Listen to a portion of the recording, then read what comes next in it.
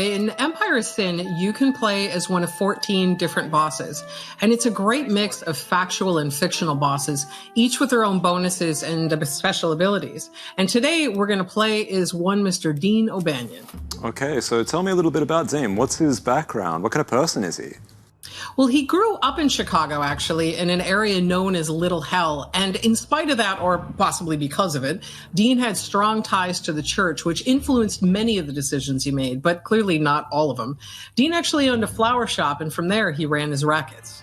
Okay, very cool. Do all the bosses have their own missions? Indeed they do. Dean's just about to head off to meet with Father Higgins here, which will kick off his boss mission. Now, Dean's used to walking the streets of Chicago, but we can also take a look at things from the world map to get a good idea of what's going on. Here we see Dean having a bit of a holy sit-down with the good Father Higgins. Now, Father Higgins has received word that a brothel has opened up in a neighbourhood nearby, and if there's one thing that Dean cannot abide, it's brothels. There are several things Dean could pick to say here, but he does what he needs for the good of the church.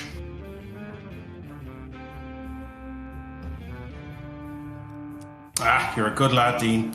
Father Higgins offers him $500 from the coffers. Now, you can choose what you want to choose, but me, I'm always going to pick the cash. And a good blessing for the soul certainly can't hurt. Righto, but how will Dean handle this then? Well, in Empire of Sin, diplomacy happens one of two ways. It's either going to happen by breath or by bullet. And either we're going to talk it out and things are going to come to some kind of arrangement, or they're going to go south real quick. So Dean knows just the man for the job, and his name is George Moran, and he's a regular at one of Dean's establishments. You can see him there at the bar. So George is tight with the church too, but his morals are pretty loose.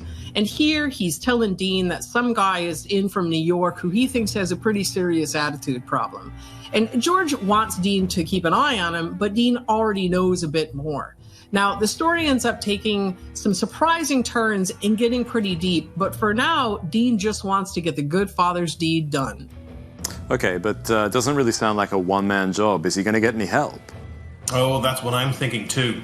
In Empire of Sin, there are 60 gangsters of varying skill levels that you can hire to join your crew. Me? I'm going to go ahead and I'm going to hire on Maria Rodriguez and Guido Cerrone.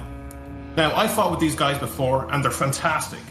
Gangsters develop loyalty to their boss the longer that they work together, and they also have an individual attribute called morale, which affects how they perform. We know that every boss in Empire of Sin has their own combat ability. What's Dean's speciality? Oh, yes. Dean's combat ability is a ranged attack known as blasphemy. Now, there were many accounts of Dean's brutal attacks during the Chicago newspaper wars where O'Banion and his crew were known as sluggers, and they would beat up the competition for rival newspapers. This often resulted in really close-range gunfights. This was where I drew the inspiration for blasphemy. Using this move, Dean will fire a custom shotgun slug at the target, and when the slug hits the target, it explodes. But I really wanted to add something extra, something that would give this ability a bang. That's when I decided that Dean's boss ability would be devastating to heavily armoured foes. I wanted to shred their armour completely, and not just one target, but multiple targets. And as a final piece to the puzzle, the name. An awful, brutal attack delivered by a foe that saw himself as a saint. Blasphemy was a most fitting title. Oh, man, it is a perfect title and a great move. So here we can see that Dean is done and he did what he needed to do, but there's a whole lot of Chicago beyond this.